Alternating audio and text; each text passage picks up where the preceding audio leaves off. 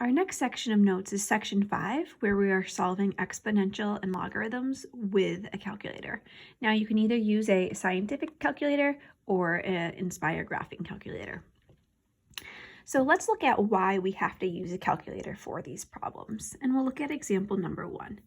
In the past, we used to write our exponentials using the same base. So we would write this as 3 to some power, or 3 as 8 to some power.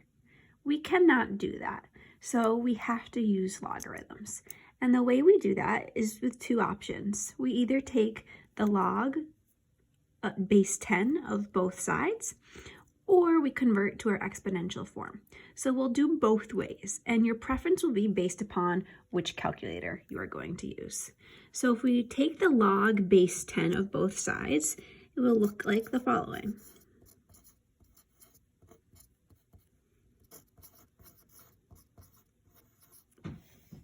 And we do that just because if I do something to one side, I can do it to the other, and it keeps it equivalent.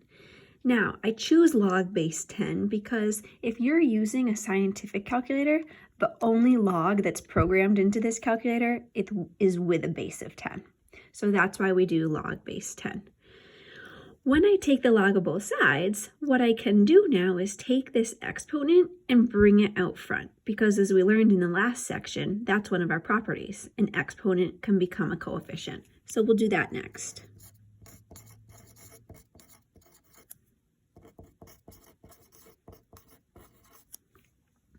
Once I have that there, I now can get this x alone by dividing by the log base 10 of 3.